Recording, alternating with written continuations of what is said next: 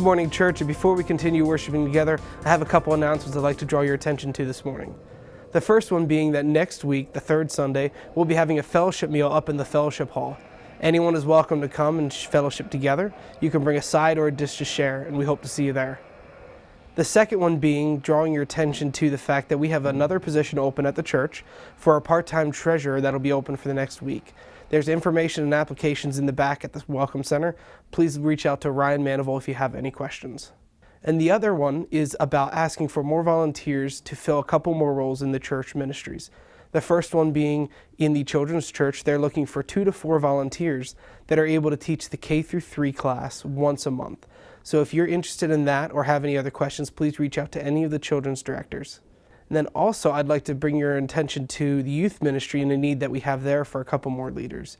It's clear that God's provided the harvest. The other week, we had 41 junior high and almost 20 senior high, had 60 students there for one night.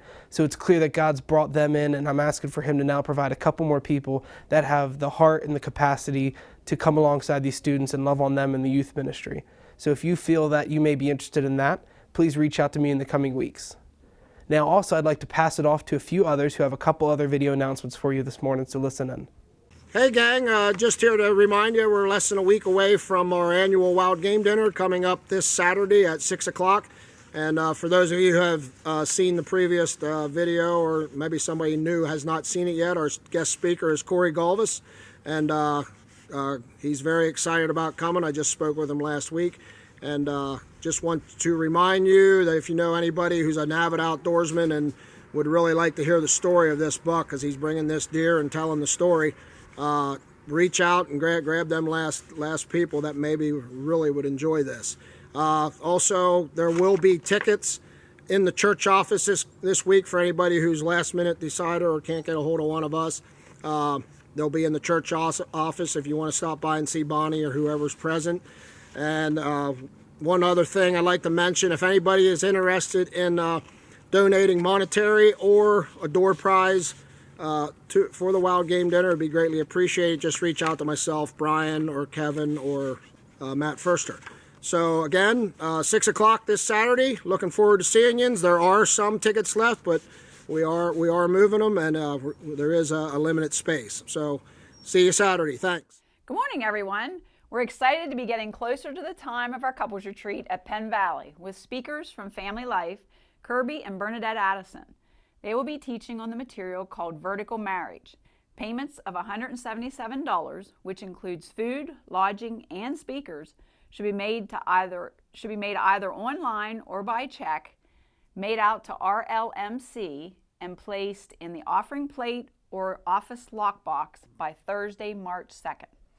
You know, I was thinking about our relationships when we were dating and first married. The endless nights of talking on the phone and the euphoria of the new relationships. When we were married, we couldn't wait to get home from work and spend time together. We would have done anything for our spouse without even thinking.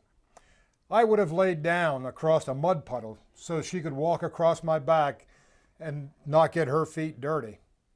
Now we leave work thinking, what does she have planned for me to do tonight? And now we also say, you go first, honey, and let me know how deep it is. Our relationships seem to become complacent, and we start becoming very selfish. Before long, we start drifting apart and not sure what had happened. It's sort of like when we first buy a new car. We wash and wax it continually to keep it clean and shining. Oil changes are regular, and any little noise that we hear, we instantly take it to the garage to get it checked out. After a couple of years, the wash and waxes become infrequent, and we start to live with the noises the clunker is starting to make. Not you, the car. We no longer take it to the garage to have it looked at and maintained. That's sort of like our marriages. We allow our marriages to create distance between us without doing anything to make it better. We overlook problems, hoping they will fix themselves or just go away. Here's an opportunity to work on our marriages with other Christian couples, to enrich and maintain our marriages. We need to invest time and effort into our marriages to strengthen them and be able to work through all the adversities that life throws at us. I encourage all couples out there to make the effort and take the time to invest in your marriage through this couples retreat. By the way, this garage has good food and nice lodging. Also, between sessions and in the evenings, we'll be having fun playing games, snacking, and getting to know others on a more personal level. Please sign up if you haven't already, because we still have plenty of rooms left to fill. Any questions? Just contact Randy or I, and we'll try to answer them. Hope to see you there.